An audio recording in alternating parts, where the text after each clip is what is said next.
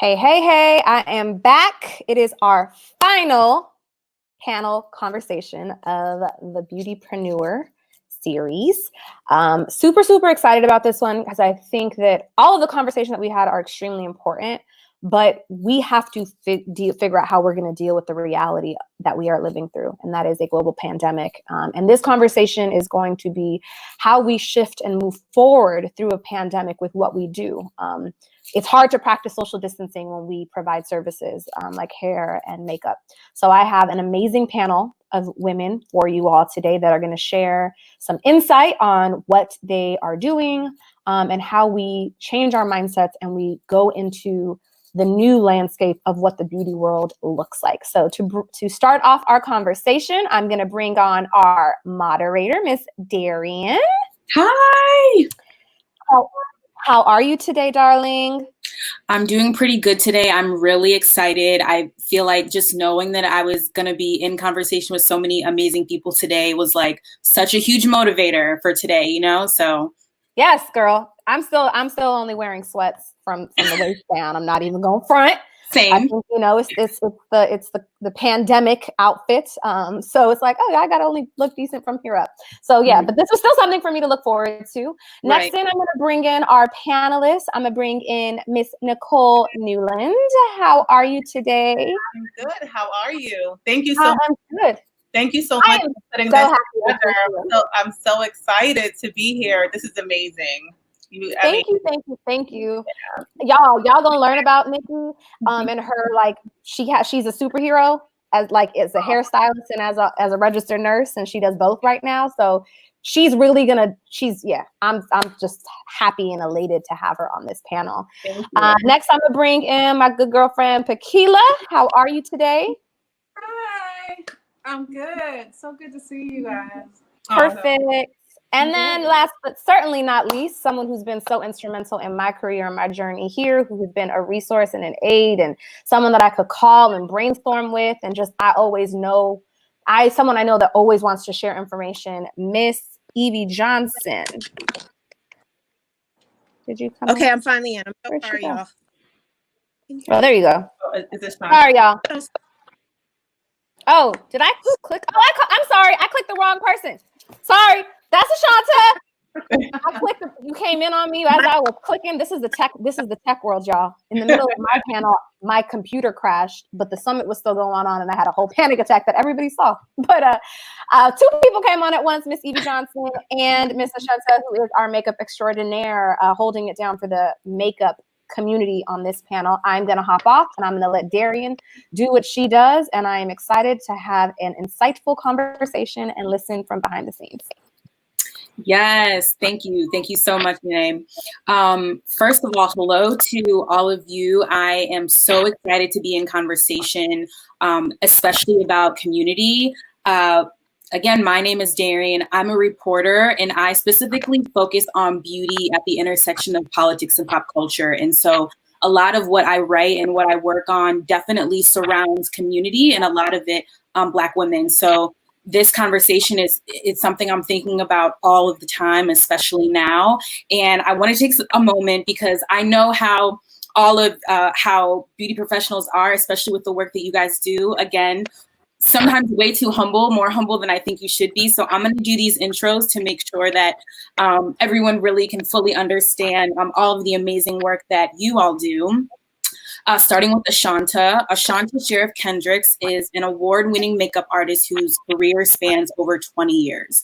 She's worked in all mediums of makeup, which led her to develop the market's first dual-ended face foundation stick in 2013. And the product launched on QVC as one of the first African-American owned businesses on the network. Ashunta currently teaches makeup masterclasses all around the globe. So thank you, Ashunta, so much for being here with us.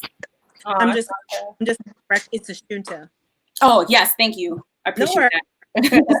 No, I before, because growing up, I let people say it however, and my mother was like, no, this is your name. So yes, it's Ashunta, and it's Ashunta Sherrif-Kendricks. Hi, everyone. I'm so sorry I'm a little late. We actually it's been interesting. This morning got more news, unfortunate news on deaths and family. So it's just been a very crazy morning for me.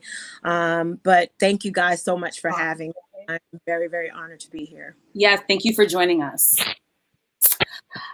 Evie Johnson is a certified trichologist, salon owner, platform stylist, and educator. She holds the title of Master Stylist for Mazzani's International Developmental Program, and she educates beauty professionals on taking their careers to the level that some of them didn't even know or realize that they could achieve. When beauty industry professionals want to take their career to the next level, they call Evie. So Evie, thank you so much for being with us.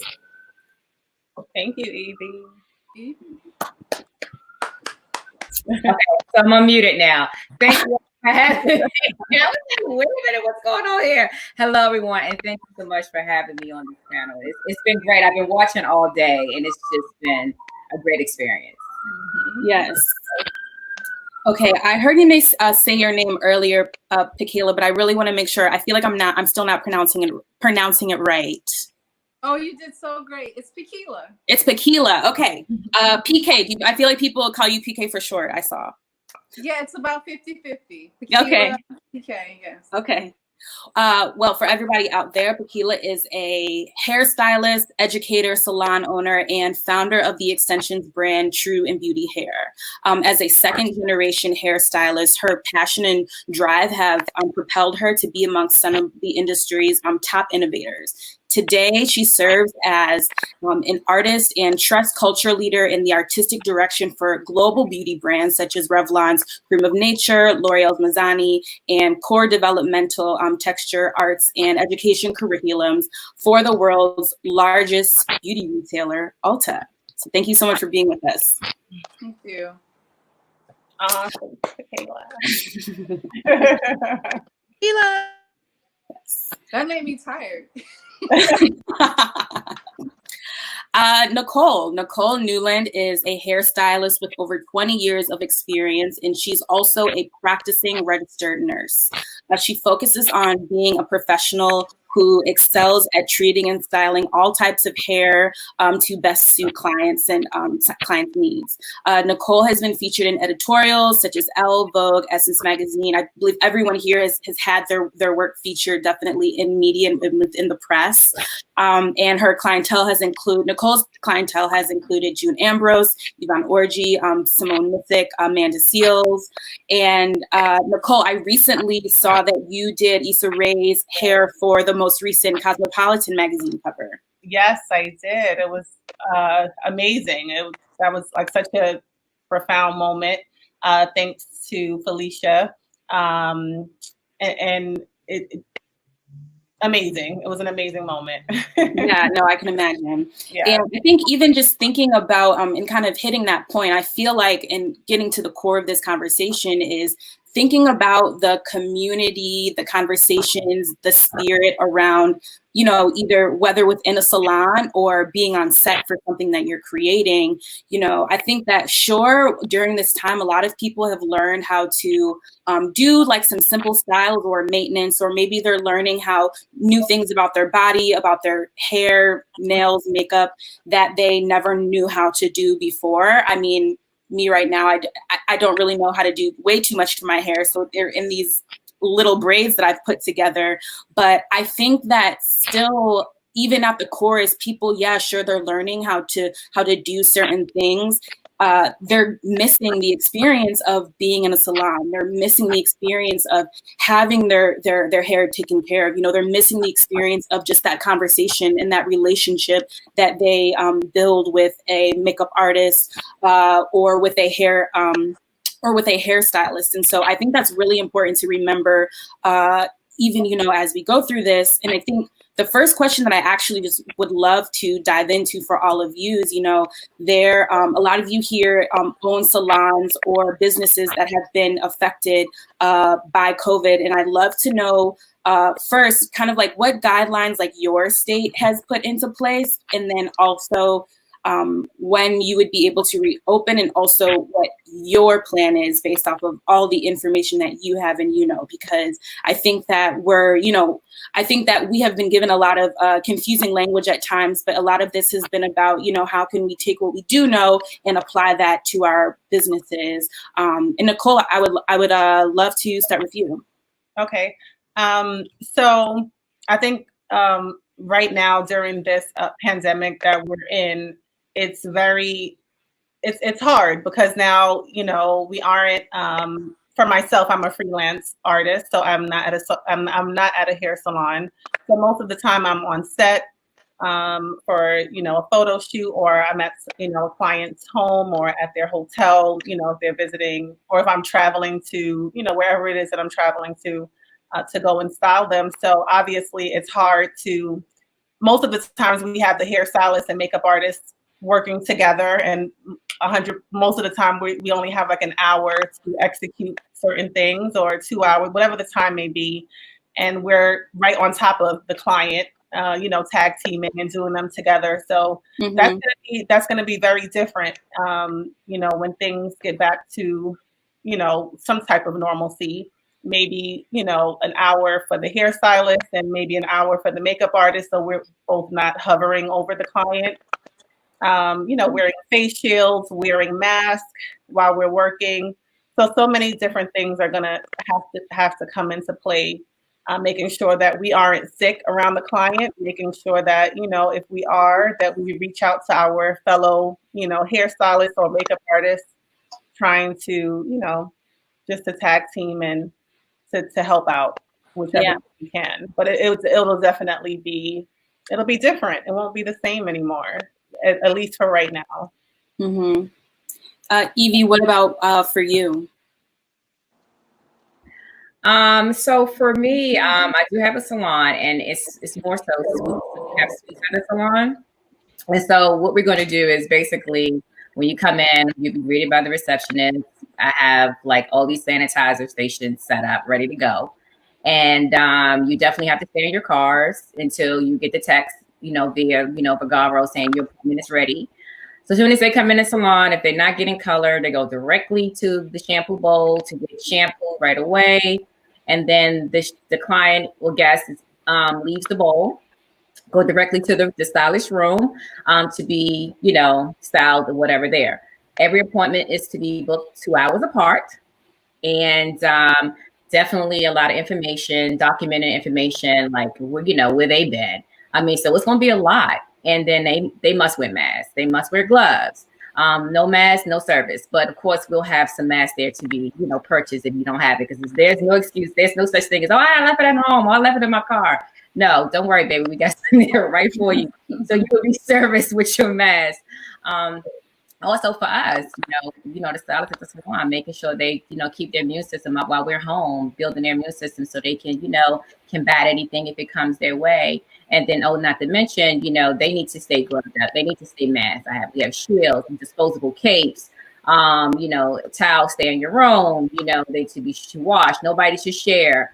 Every time a person leaves, you sanitize the chairs. I mean, it's going to be a lot. And then, by the way, you need to take the Barbicide certification. And then, of course, we'll get the COVID cleaning that we do every 90 days to make sure everything is safe and, ready to go for the clients. Now, we're not ready to open yet in the state of Maryland. But when we do, I definitely have a game plan. Yeah, I feel like you just gave so many great tips or practices that I hope some people picked up on and can think about implementing as well. Ashunta, what about with you?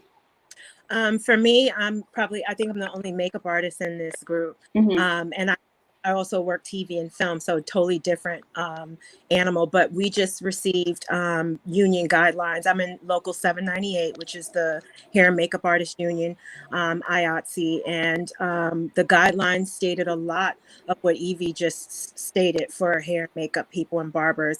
But I will also state that it said that even for actors, like when we're doing our actors, they can't, of course, have their faces covered while we're doing makeup on them. That's impossible. So I would have mask, shields. They would like for us to wear rubber gloves. I'm going to have an issue with that because I've been playing and doing makeup tutorials on myself, and I cannot do makeup rubber gloves. So I'm gonna have to start practicing how to make makeup like that. That's a whole nother meeting. I trained under Pat McGrath and Vincent Longo, like that. Using your hands is very important because your hands create emollients for the products to help them to be more premier. And oh, I think you just muted yourself by mistake. you know what's happening? It's just I don't know. It's Mercury in retrograde because that's what it feels like. So that's one aspect. The other thing I saw with regards to actors was really interesting. That, you know, on a set, you can imagine, like I was on Empire, we have a crew of 400 and something people. So now they're stating that the crews will be pared down tremendously. It'll be literally only the people that are absolutely necessary to be on set. When actors go to do rehearsal, usually they rehearse the scenes. And then they'll go get dressed and go and come back to record and film. Now, when they go to rehearse, they'll be masked. They have to be 6 feet apart. So that's going to be weird for the actors. How are they going to convey emotions and they have to be 6 feet apart and masked? And what about intimate scenes? And they're talking about green screen, using one body, one actor for it, and then them green screening the other actor. And because a lot of actors don't want to be intimate with each other right now after COVID, and rightfully so. So it really is greatly, tremendously affecting, you know, our entire industry. And it's definitely going to be a new normal for a long time. Disposable everything, of course, disposable palettes, disposable brushes. I've been telling all my makeup mentees that I mentor, you know, if you have a serious client, like someone like me who works with Taraji all the time, you know, she's going to have, of course, all her own stuff. She actually has her own kit now. So a kit that doesn't surprise me. Yeah. It's strictly for her, and she will be like, if you use these brushes on anyone else, I'll kill you. That's her exact word. So, but I mean, I would anyway. But the bottom line is, it's just be very costly for a lot of up and coming makeup artists who aren't established, like all of us hair and makeup people in this chat, to be able to keep up with what they're going to have in terms of supplies to do clients. So it's going to be just really interesting. Yeah, it is. Yeah. One point that you brought up that I hadn't thought about is, you know, obviously you're doing a lot of work with your hands, and the idea of doing it with gloves is going to be a huge investment. And however, at the same time, it also feels like in my head, I'm envisioning like just more content or videos or how-tos around like how to do that. Might be interesting.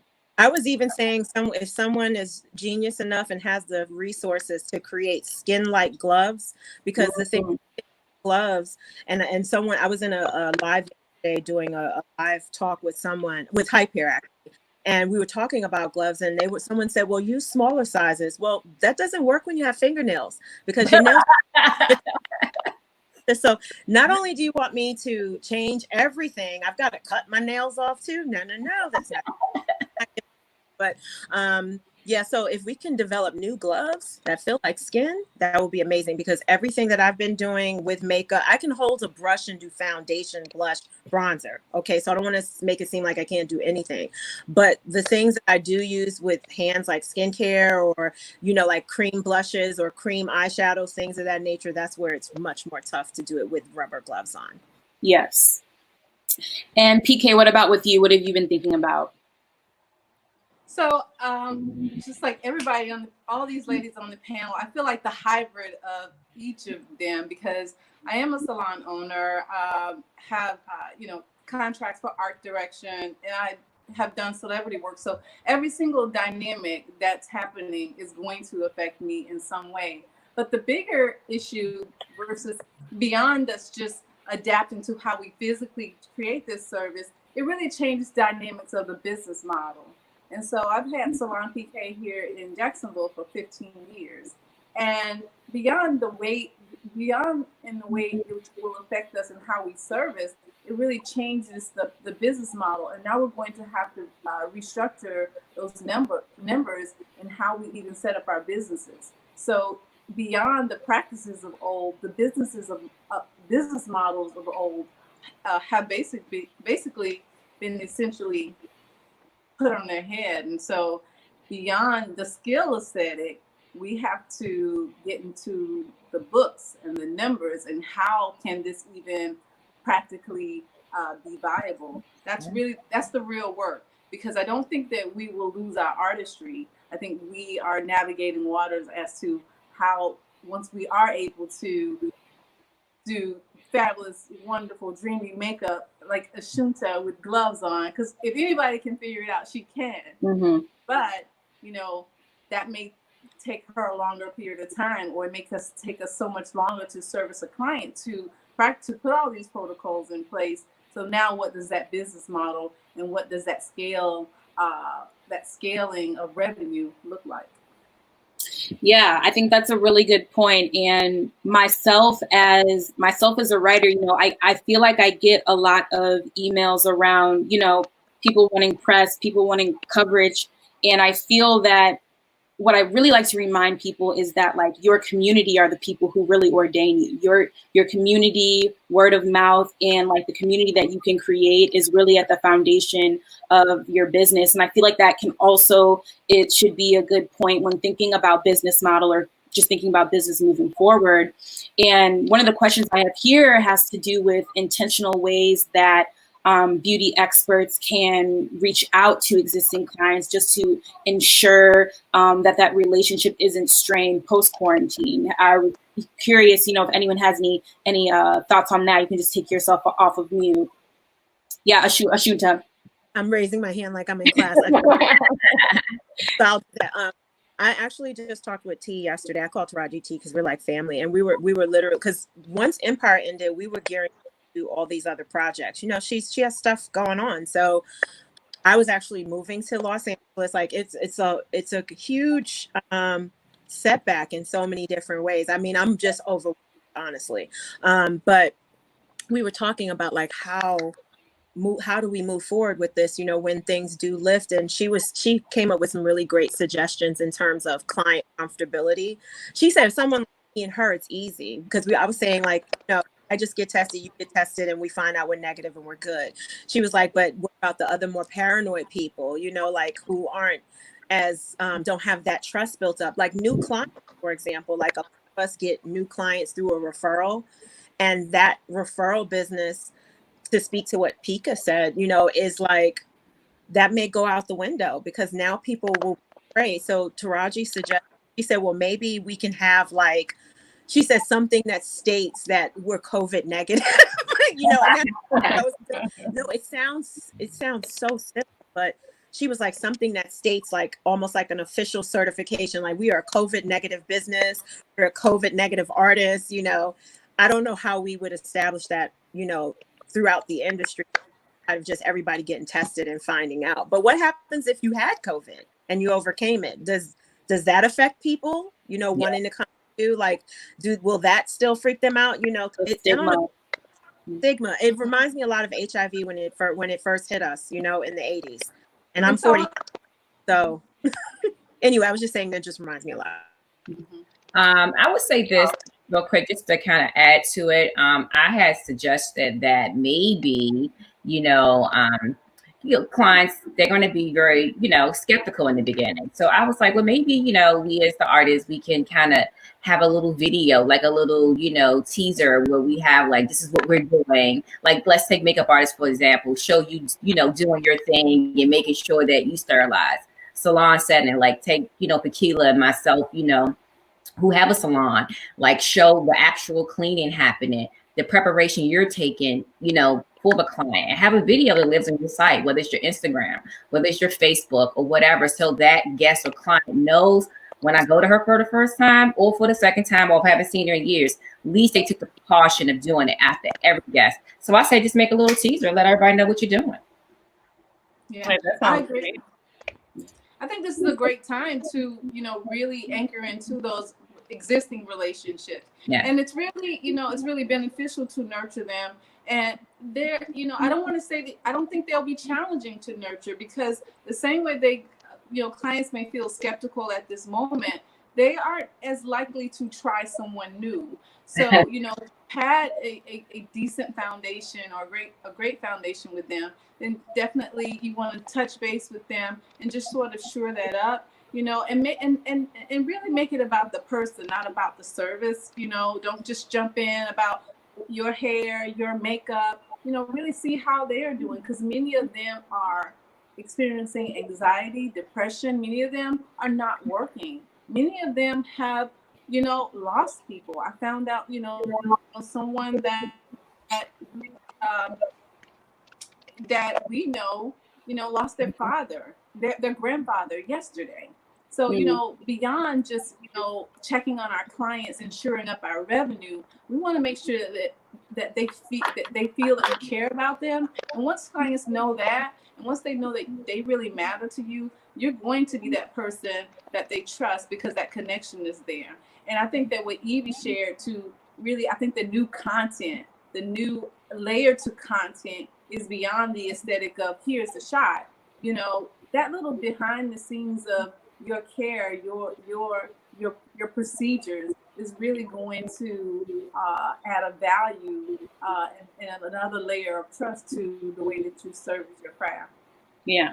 I'm gonna jump in, y'all. I'm back. Just because this conversation is something that Evie and I have talked offline, but I have a question, because Evie, you said something about showing the procedure, and I just want to get your thoughts, because so many people have been posting these like treatments that they're getting done in their salons and things like that. So as a salon owner, how do we know the difference if like that treatment actually is going to protect us? Are we scared that if we say that we did this treatment, are we, I just go back and forth. Like, there are these treatments that people are saying, oh, you could take this treatment and it's going to prevent you from COVID sticking. But then I'm like, if that's true, then why aren't hospitals using it?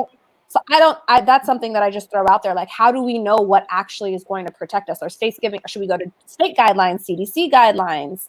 Because Virginia, we're able to open back up. And I have clients talking about, let me book an appointment. And I'm like, I don't know what booking an appointment looks like yet for me. Right. Same here.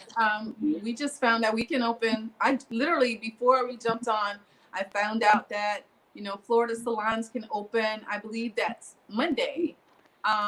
But again, still mapping out what that looks like as it relates to client care and how and logistics, because there's so many layers to it. And also, too, business owners now are in the face of, we know what to do. Technically, there's lots of information out. I feel like the best source, of course, is the CDC. So we have a sense of what those procedures are that we need to put in place, but are we mentally, emotionally, and physically equipped? Because our craft, the way we give, whether it's on set, whether it's with a celebrity, whether it's behind the chair, we give so much. And so this quantifies our work effort in exponents. And so you're going to find that beyond the procedures, many of us are going to have to do that personal assessment as to, can we even go into this new space of beauty? Yeah.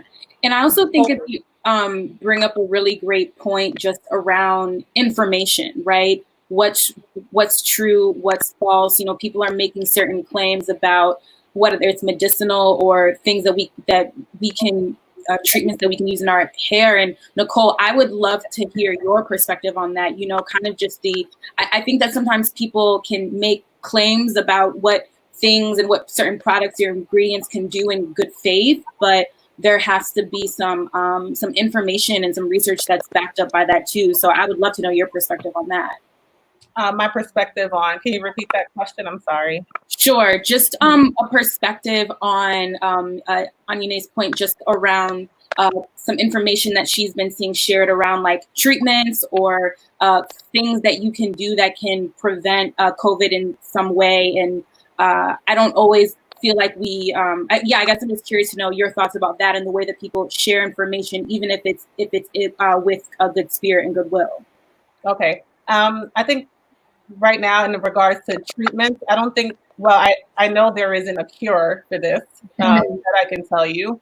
And I think from a nursing standpoint, on the other spectrum of what I do, we're like, I'm taking care of these patients, and we don't have a cure for them as yet. I don't know. I think the only thing I can say is that we have to build our immune system. I think The media doesn't talk enough about that enough, of like regular home remedies, like herbal, remedies and things of that nature, like ginger and, I don't know if you guys see all these things that people are boiling and the teas that people are drinking and things of that nature. Eating your vegetables, eating, taking vitamins, things that you need to build your immune system, I think is very imperative, right now, especially. So I think that that's something important. Washing your hands, something that we should have been doing regardless. And I find that that's so weird that, that's like a main thing, but some people, I guess, don't. But it's going to be hard. Like I said, it's going to be hard to, especially for freelancers, where we're going, we get a call and we say, oh, meet up with this client at such and such hotel. It's gonna be hard because, like, how do you know if they had it? How do you know if, like Ashunta said, like saying, okay, you test and I test, and if we, if we're both negative, and then we could be together and do glam and be free. But I don't know if that's hard to tell, because I can test negative today, and then 3 days later I can test positive. So like that's gonna be. You just hope that people are honest with you, and you hope that people are, if they're sick, that they stay away from you. It's just hard. I don't know how else to explain it. It's not, Go ahead, Ashunta. Sorry.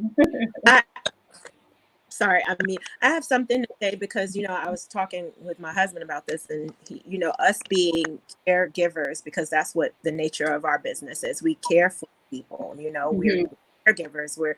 I always say I'm a gratified indentured servant, and people, some people hate when I say that, but there to some level you are when you work with a celebrity or celebrities like the way I do, like 24/7. Like I'm like a cosmetic surgeon for a celebrity.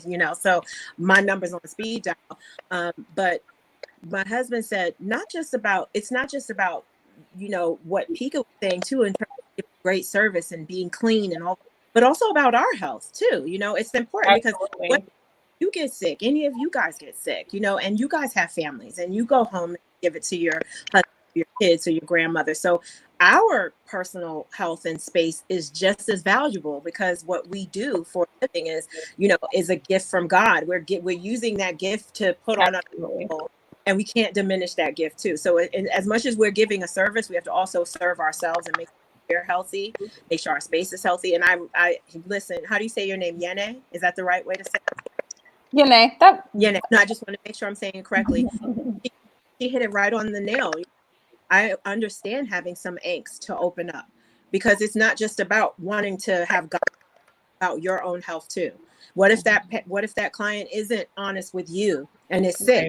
How many clients have come to you guys with a cold, or blowing or coughing? I know a lot of my celebrity clients have been sick around me, and I wasn't masked. Sorry, I'm having technical difficulties. I had a whole bitch fit. Sorry, but anyway, at the end of the day, so it's a full circle conversation. It's not just about the client health; it's about our health too, and it's about the team that with us, whether it's your staff, whether it's your assistant, your PR. It's so many components in this, and that's why it's so crazy. So everybody who has salons, spas, take your time, figure it out. Don't rush. I know is also the root of all evil. So make sure that you're going into business with the heart of not going for money. That's just what we can't. Exactly. Yeah, that's going to happen. The money if you're on your deathbed. Yeah, right? But that's what's going to happen.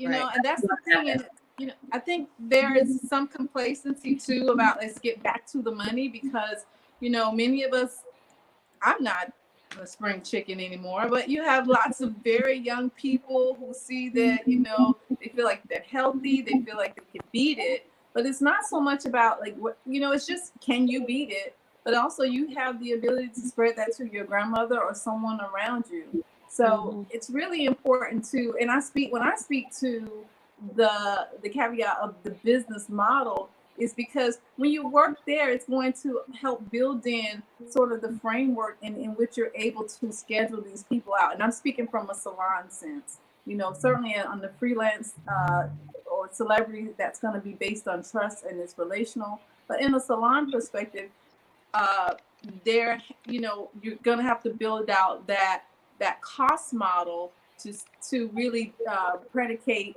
how your spacing can be and if that's ultimately viable. So along Pekela, I have sorry, Pekela and Evie, I just because knowing that you guys are salon owners, I'm curious to know, are you all thinking about changing prices? Are you all looking at like what have you guys even thought that far? Like as you talk about the pricing model, because for example, like we at Aesthetics, we're gonna work limited days. Because some of my stylists are mothers, right? So their kids are at home, so they can't go back to work. They don't have childcare like they had before. So they only could work certain days, but also taking into consideration that they don't want to necessarily come back all the way. So they're thinking about, okay, what services do I offer? Do I offer these longer services that normally I used to do a roller set, throw them in the dryer, do someone else next? But now I don't want that many people around me at one time. I'm trying to limit it. So do you charge to take the service off altogether? well, I was like, go ahead, PK. You want to go? as stylists, we've always lived in this emotional space. We've always been guilted about the time cost value. And the reality of it is that, you know what, I feel like we were all blessed with our gifts and we were all blessed with gifts, and God wanted us to prosper with those gifts, not to suffer and, you know, quite frankly, be broke. If we go into it with the same price point, as much as we may want to in our hearts, it won't matter if you can't keep your doors open at that cost. Right. So, you know, where you may have intent, that intent, you know, has to be viable in the end. And so here's why I say so, because this is not an opportunity to capitalize on anybody. It's just that the state of beauty, the state of salons in which we know it are irreparably injured, and it's going to need added support. And that support is going to be in our cost time value. We're going to have to build that in. Otherwise, no matter if you come back or not, and you space your people out, and you follow the gloves, and you learn how to do the amazing work of Ashunta in gloves, it does not matter if you cannot cost that in to keep your doors open. Ultimately, your clients not only lose your service, the community loses your salon. Yes. Yeah. And can I add to that? So we understand Pekela always dropping gems, just so you know. Always. Yeah. Just be feeling it, like we have, you know. I feel like, and I'm not. It's just like, listen, Nicole is gonna always be able to slay ahead of hair, you know. But what does that look like for her to live a successful and viable lifestyle, servicing in the new order? And I call it the new order because I said the other day, I said the new BC, like the Bible referred to, is before Corona, and the AC is after Corona. We can't come into a new world with an old game. No, you can't. We talked about that yesterday. We can't. Yeah. There is no more normal. We are the pioneers of the new beauty. But you know what? It was time for change. You know, we talked about that. It's like, you know what? God was like, you know what? Everything needs to change. Y'all been operating. Y'all been doing things a certain way. So we'll just change it for everyone. And so the new normal is, so just to kind of add to what, you know, all of you all are saying, you know, what's going to be major important is setting the expectations. And setting an expectation, meaning, okay, yeah, you're on a book right now, make an appointment to get your hair done. But what's going to have to happen is, I need to set up consultations first so I can set up the expectation so you know. So before any client, before any guest, whether it's celebrity, whatever, it needs to be a consultation in place, regardless of what you do, you know, because I have an expectation of staying safe and keeping you safe. You know what I mean? And so with doing that, putting that in place, it allows us to know exactly what we're working with. So just to phone up and say, hey, can you work on the celebrity? No, let's do it now, because that's how I used to operate. Now, moving forward, we need to have a conversation so we can be eye level. We can connect in a way that's totally different. So consultations need to be done. So before that salon visit comes in, Okay, you've been gone for a long time, so that means maintenance needs to happen. Okay, and I need to let you know what's going to happen with that. And price change, Yene, to mention that, I wouldn't really say price change. I would recommend like a service, a service fee, because a lot of times people like a minimum price point. Yeah, a client can be somebody can take it a little further. It might leave a bad taste in your mouth. So having a service fee connected to everyone's, price points that you already have now will be a nice way of like getting things in, because now you're talking about service fee because you have to get cleaning product. Sanitation needs to happen. So everything must change. So putting that in your service menu, having a service fee, you would dictate that by knowing what is it going to cost, how much am I losing, and then you put your service fee. So like maybe let's do prime example. My wrap and curl may be $150. Now you may have a service fee of $50 added to it. So now your price points now is $200 for the service. Then you can come or not. You can pick or choose. But I don't want you to sit in my chair and be like, oh yeah, it's $200 now. Well, even it was just $100, 3 months ago. Yeah, that's before COVID. But that's not setting expectations. So having consultation is going to be super key before any makeup, before any session work, before the client come in, regardless of whatever it is. You hit everything on the nail that I was going to say, because I was literally, you got fees, you got disposable products, you have, like I was adding, and I don't even own a salon, but they're doing the adding like a service fee. So Yene, exactly. Just don't up your prices, but create a service fee that will make sense for your clients based off of what you see you're putting out for this COVID action that has to take place for your long. And they're going to respect that. People are going to respect that more than say, oh, my price is right, jumped up. But they're going to respect what just happened and that you took the initiative to do all these things. So you can even do a quick you can even do a beautiful video in your home and do a mass blast email to all of your clients. This is what I probably will do. Just saying, now that we are in the middle of AC after Corona, I'm taking that from people. I'm taking that too, girl. That's These are my new standards. These are my new guidelines. And actually, me and my manager, Tamara, were just talking about that yesterday, because we too, as freelancers, have to figure out how that looks. Because my mic wants to take me off, but I rebuke you. I rebuke you in the name of Jesus. Okay. But, I think that for a freelancer, like, for someone like any of us who have freelance, you can't do that last minute call. Calls I got last minute, like, hey, can you come do, Carmen and Jogo like now? That can happen. So all of that income is now, all that quick do and go income is pretty much gone for me, for someone like me. So having a service price, I'm definitely going to have to implement a service price for all my services, because I'm going to an entire stack of income for sure for a long time. I also think the idea about the video is really is really good too. Yeah, I agree. Yeah, I love that what you said, Evie. I think that one thing that I'm grateful for is that I've been trying to tell people that they got to charge their worth, and they got to understand. I think people just charge prices to charge prices, and the one thing that COVID has made most people do is they have to sit down and figure out their numbers and their financials, right? So it's just like, I'm charging, you could just, people charging $45 for a wash and blow dry. And I'm like, how much does it cost you to provide that service? But you don't know. And now you're going to add in, I got to, sterilize. I got to do consultations. I got to do, I have to get disposable things. I have to have disposable cups if I'm servicing drinks. I have to, there's so many other factors, and people aren't thinking about, okay, so I think the way you say it is putting it as a service fee is essential. And I think that it is evening out that playing field for people to charge their worth. Yeah. And beyond what we have to do, what salons will have to do on a day-to-day basis, just to come in, even in the space how we're taking our time. And I think that if I know many people have to get right back to work. If there is a chance that you can think this through thoroughly, then please take that time to do that. Because beyond just going in and, you're not able to serve coffee anymore, or you have to remove that candy dish, you may have to change your build out. You may have to add plexiglass layers. You may have to remove bowls so that you have that adequate spacing.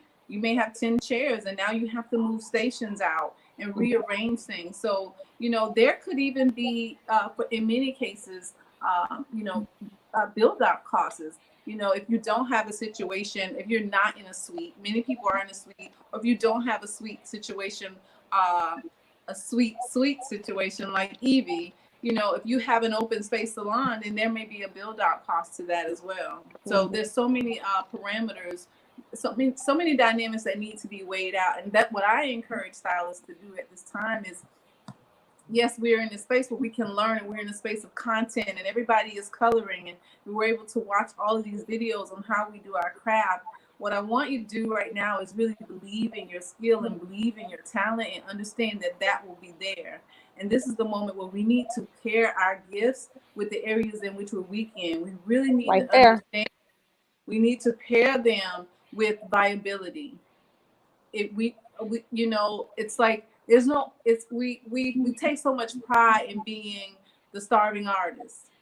We want to have this full humbleness forever. I don't need much to make it. You know, you do. Yes, you do. Yes, you do. And it's okay when you love yourself. You say, you know what?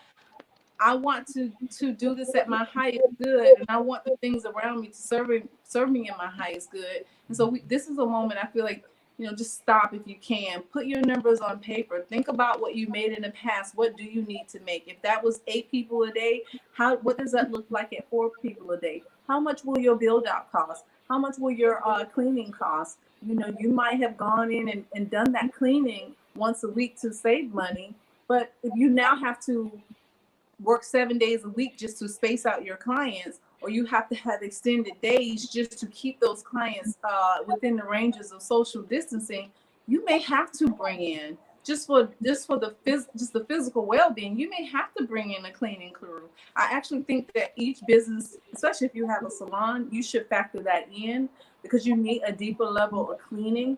And for your guests and for their highest good, you're accountable to a deeper level of cleaning. Yes. What you feel like doing at the end of the day is no longer going to suffice.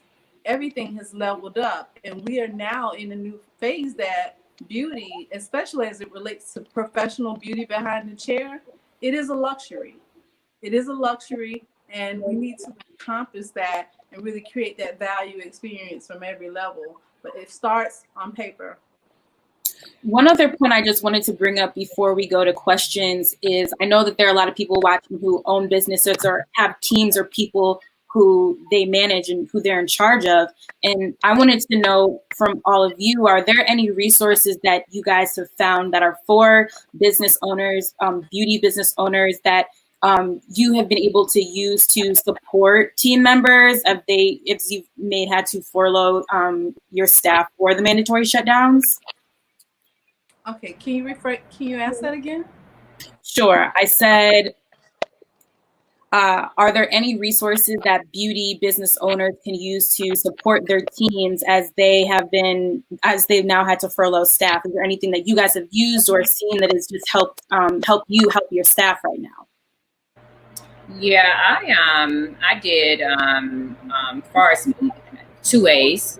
Money wise, we used I have a young lady who by the name of Sharon Anderson, who was able to get, people, they apply for different COVID money, like nobody gets denied. Like she was able to get the money. Of course, she got to pay a fee, but she was able to give people the money. And also, as far as like getting the salon together, like for your staff, like what's to expect and things like that, going back with the reference with Salon Summit.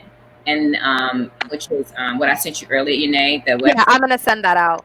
Yeah, so I sent Yene a website for all of the stylists, salon owners who can, benefit from, just reading all the information. And then too, we're actually the team is working on like what are the best practices going back. So that'll be another reference too that you can get to your staff going forward. So it was financially, and then of course, getting back into work on the things you need to do, best practices, which I find that is very important. One of the things that I know Pekela touched on really quickly earlier, we were talking about everything's online, classes and things, but I've been wondering, I keep seeing all this noise, I keep seeing everything on Instagram, and I'm like, what about their mentals? You know what I mean? Like, how's everybody really feeling?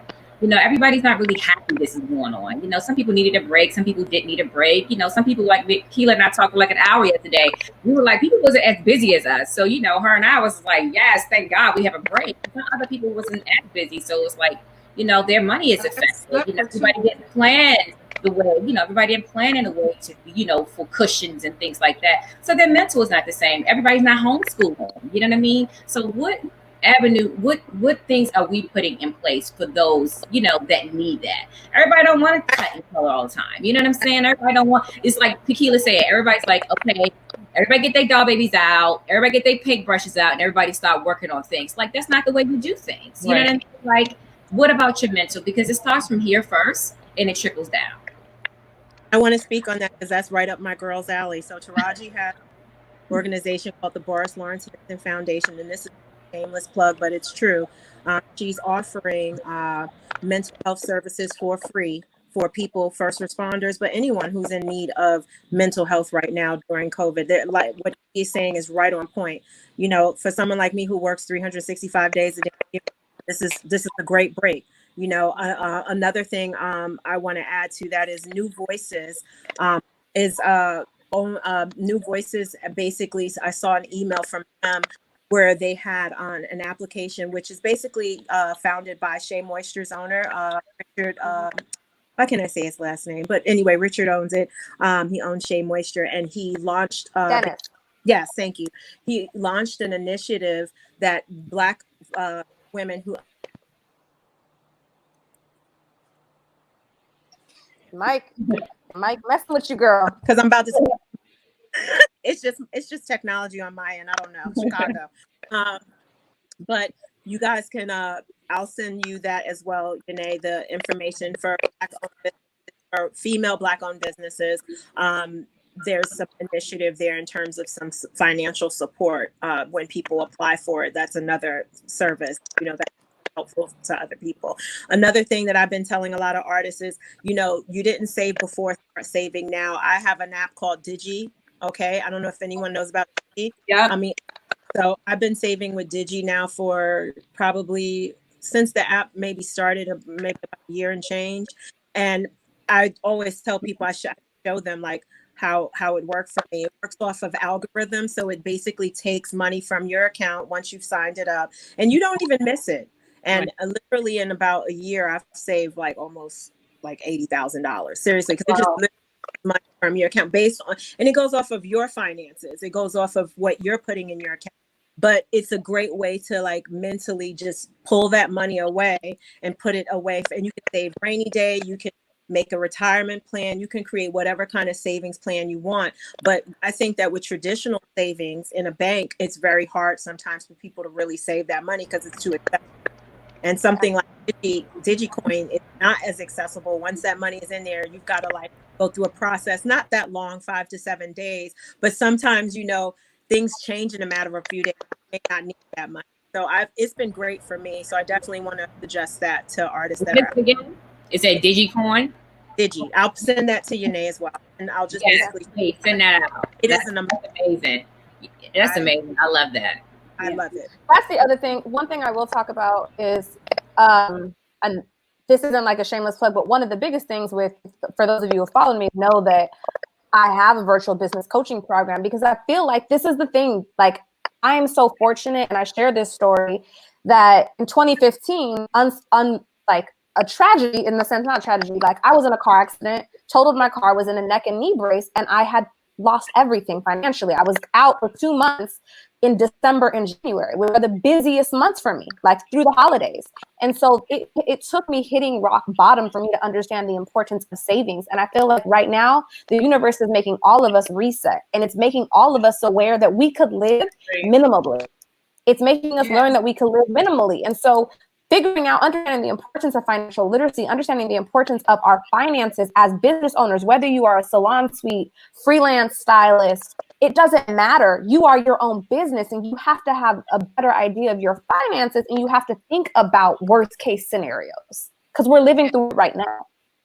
And so financial literacy is so important. It's something our community desperately needs. So when we get information like this, we have to share it with other people. We can't just keep that in. You know, that's what community is. we got to keep our dollar within our community. Like for those of you who got the deck, my main thing is the Black dollar and the Black consumer spends so much in beauty, yet we don't have anything to show for it. The fact that I know salon owners that were out of work for 2 weeks and don't think that they could reopen is mind-boggling to me. And it's hurting. It hurts me to be like, some people are thinking it's an opportunity because, oh, now I have a stylist that could come work for me, but we can't think like that. That's not how we lift each other up. Right. You can't be like, oh, they're cool, so now I'll get their stylist. That's not how we grow. That's not how we build.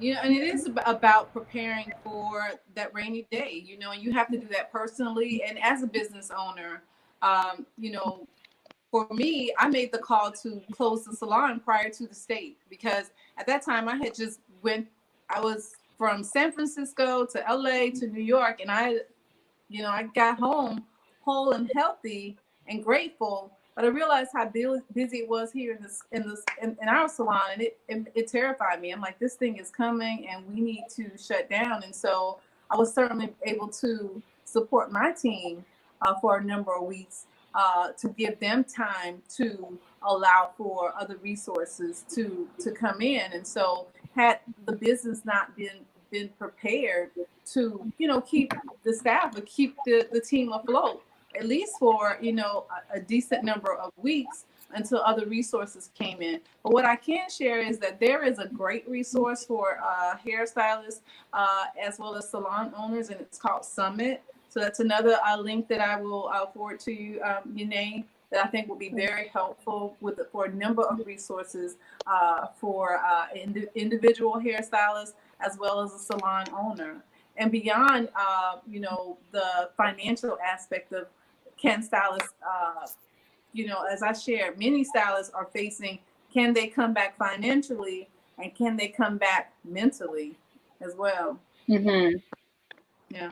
The one thing else I want to say is for salon owners, PK hit a good point where she said that their business was set up in a way that she was able to help support her staff.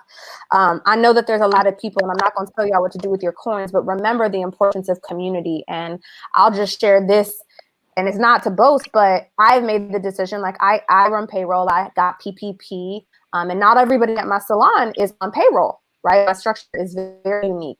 But the money that I get for payroll is determined off of the services that the factors of my stylist, what they bring into the salon. So me getting that fund for payroll, it would fluctuate. That was determined based off of what they bring in as well. So with my PPP money, I'm giving it to them as well. Because what good is it if they can't come back to work, right? Or if they're struggling. So if I'm in a bill, if I'm taking advantage of figuring out these resources or grants or anything, like you have to share that with the people who support you, right? You have to support your team. You have to support your community, and your community isn't the larger community only. You have to think about your direct community, your bubble, your people, right? Like, don't not bring your cleaning lady back. Everyone's a small business and we're all affected. So just be mindful of like how we work collaboratively, more than just thinking about the me. Yeah. And I also think that, like, as you're saying, you know, the monetary help, it's not just about helping someone monetarily and what they can do with that money, but also like how that can help them to continue to live and to be well, and to help them to take some of that burden off of their back too. I think it's the emotional release too. Yeah, and that for me, that was, if there was any moment that I got teary, was really the feedback from my team of like, you didn't have to do this, or, you know, and that was what it was about. It's like, you know what, this is a thick and thin situation.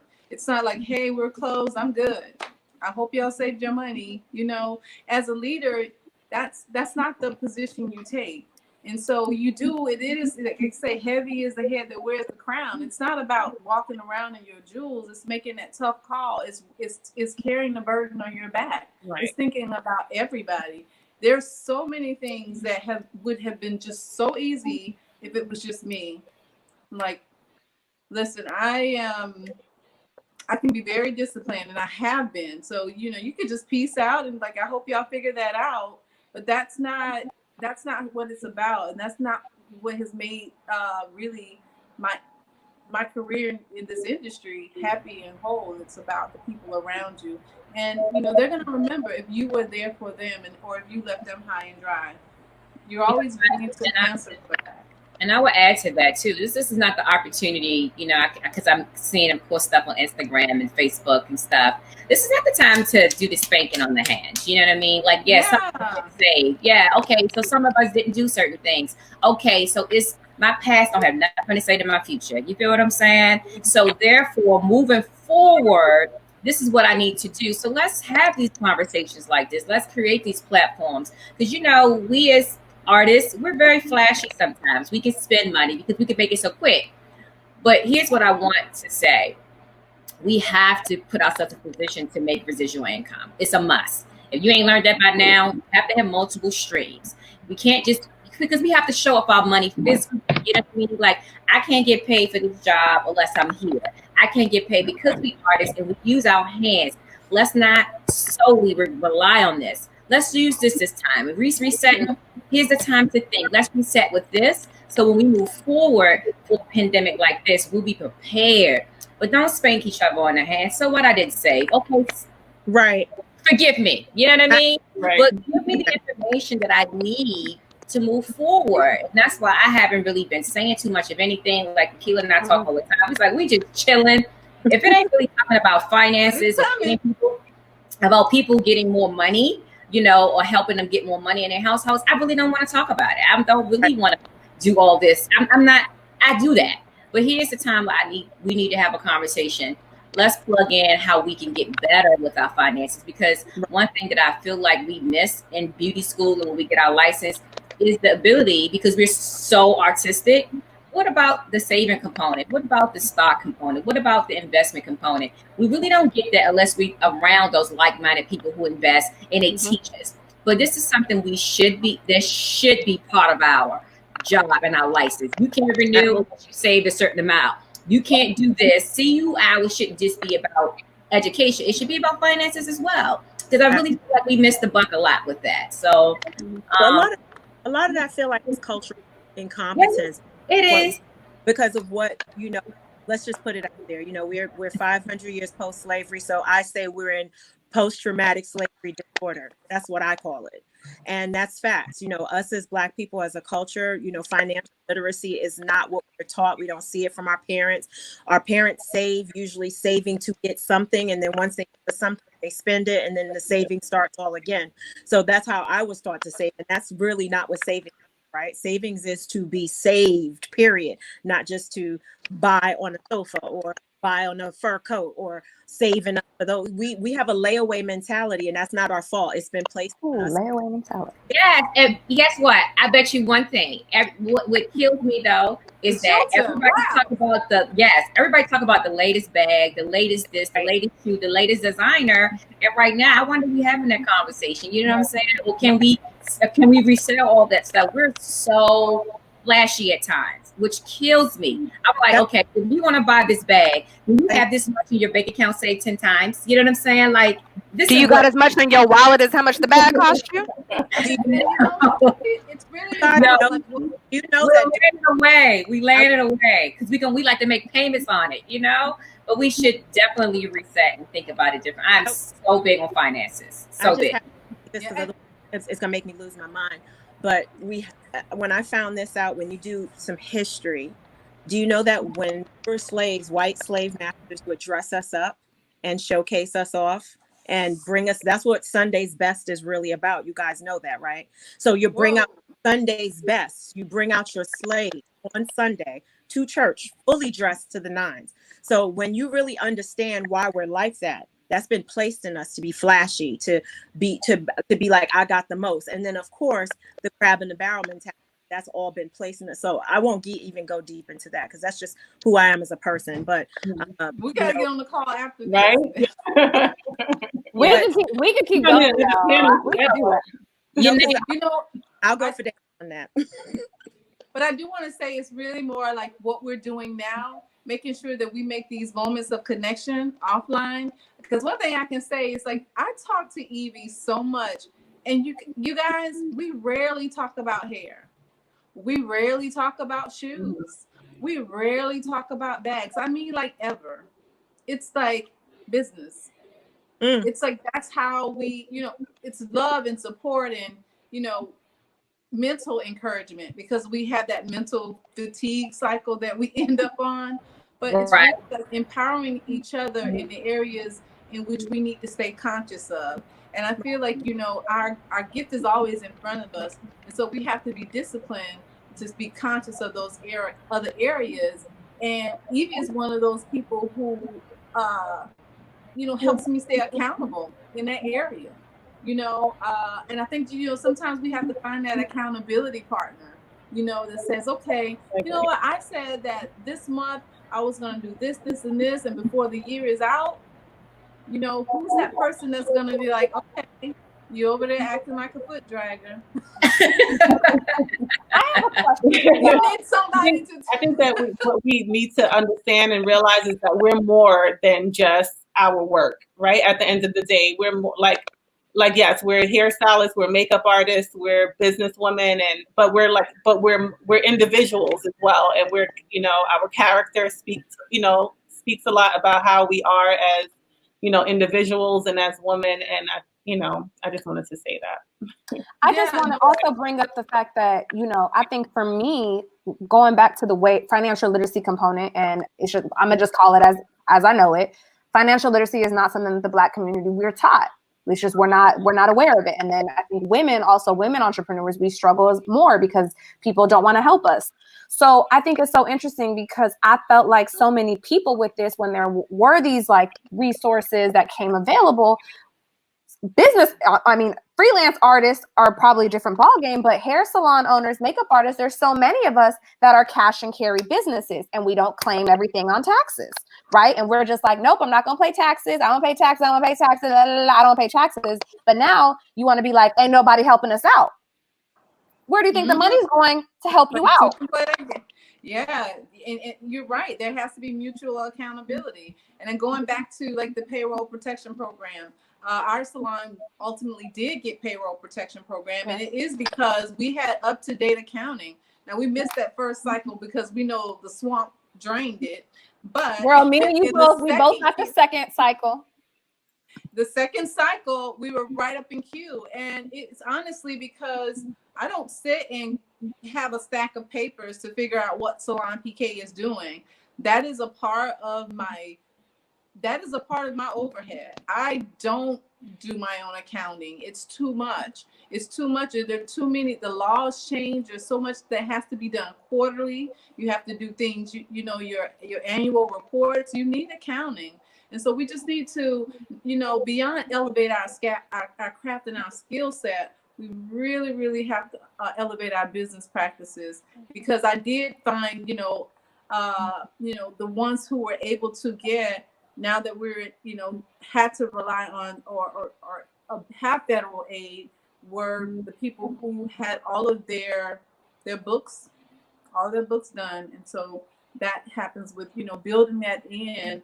And, this is an opportunity to say, hey, when we go back, I'm going to make sure that I at least get QuickBooks or FreshBooks. So you can start there as a suite owner, just get QuickBooks or FreshBooks. You can do that accounting if it's just yourself. But certainly if you have a salon and you don't have things above board, then you definitely, this is an opportunity to bring them above board, because we may be in this state for a while, and you may have to. I don't think that this is the last of disruptions or pandemic. So this is a great opportunity to reset. Disruption. Yeah. This is a great opportunity to reset. Right. Yene, were there any questions from viewers?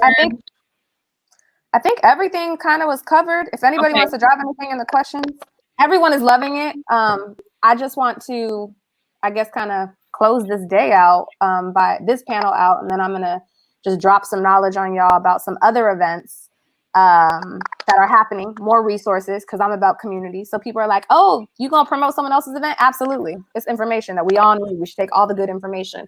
But I just want to say thank you to everyone on this panel for giving me your time and trusting me. I don't know all of you personally, So I think I only know 2 of you personally, actually, not looking at the panel, but I literally DM'd. And this is the testament about understanding the importance of community, is that this whole entire summit, I slid in everybody's DM and was like, this is what I'm envisioning, and I want you to bring it to life. And I want it to happen in like 7 days. And this is it. And it happened. And so it just shows me that our community needs this information. They want this information, and that we are stronger together. So take that, like, that mentality that like we got to compete with one another, or that we can't share, that we all can't win, out of your head, because it doesn't work. It's not going to do nothing for us, and it's only going to keep us all suppressed. So I want to thank all of y'all, from my moderators to my panelists, all of you ladies, all of the chocolateness that has happened today. I am so happy. We've had over 1,200 people throughout the day come in. So it just shows that we need this. This wasn't for me. This is for us. This is for us. We did this together. So thank you. Thank you for coming in, and just this will be, I'm trying to figure out how we're going to replay this. So I'm getting there. That was, most of the questions were like, can we get a replay? And I'm like, yeah, I'm working on that. I don't know how, but I'm gonna get that and figure out the tech side of it. But if y'all ladies want to say anything else, I will just say this. I'm gonna quickly show there. Well, I don't think I could show it. 2 things that I want to really throw out there. Inside Projects is a small consulting, creative agency that helped do all the back end thing for this. All the panelists will tell you they got like a whole deck and all that stuff. Pro bono, believing in us, Black owned business, small business, just launched. They were extremely supportive. Thank you. And Indique was really like instrumental in helping me with this. So I just want to shout them out. Thank them both for being so great and helpful to us. And then again, everybody on this panel for just giving us your time and your wisdom and your knowledge, and everything that you do for this community collectively and individually is, as I think I'm probably the youngest person on this panel. Yes, I could say that. You guys all inspire me in so many different ways. So I'm forever grateful to you guys. Yes, Thank you for having us. Thank you for doing this. You're amazing. Thanks for putting together. Yes. And we will send you guys some resources. Anything else, anybody? Yeah, I want to say this before we end. Of course, Yene, I told you this morning, and you were my first text this morning. I was like, you know, they sent you, great vibes, and I'm very proud of you, and I mean it from the bottom of my heart. So I want you to do me a favor. Once after this panel ends, and you sit back and you like, woo, pulling off for 7 days. I really want you to reflect on this. I don't want you to kind of be like, we'll get on the phone and do anything. I want you to meditate and realize what you really just did. This was definitely groundbreaking. It was industry breaking. You had amazing people on this panel. None of us have never, this much power haven't spoken in one day to give all these nuggets to different people in the profession, especially at a time like this. So I really, really want you to meditate on that and not walk away from it. If you got to put yourself in the bathroom, please just lock yourself in the bathroom and really take it all in, and just let it sit, and and don't let this be the last. Continue on. No, I'm already excited. With this gift that was given to you, and I've seen your growth. I remember your start, and I'm definitely very proud to know that you and I can talk, pick the phone up anytime, and consider ourselves to be friends. And I'll say this to everybody that's watching: failure is not an option. It's definitely one of my favorite words. And just continue to grow your craft while you're home and while you quarantine. Just get yourselves nice and healthy, and don't feel pressure to go back to work, whatever that work is. And just know that, everybody has a place, and definitely a place in a space. This is time to reset. So change, but change with respect and passion, and not just do it just because you feel like everybody else do it. Continue to lead your own path. Don't do something that Pekela's doing, or Evie doing, or Yene doing. Still have your own lane, brand yourself differently, and remember to just continue to work on your content and your craft and your artistic direction. And for me, I would continue to, of course, push into everyone. I definitely wanted to give you my everything, and I mean my everything if I'm able to give it to you. And if you want to contact me, again, whether it's hair, finances, whatever, I'm always available. My Instagram handle is contact TONTACTEVIE, And then also, I'm working, next project for me is Evie University, that I'm working on online university for, people, who definitely need it. Everybody can't fly everywhere to go, to go to different classes and things of that nature. But Evie University is definitely going to be something that's groundbreaking. So that's my new project that's coming. And of course, I'm always repping Mazzani as always. That's my love. That's my heart.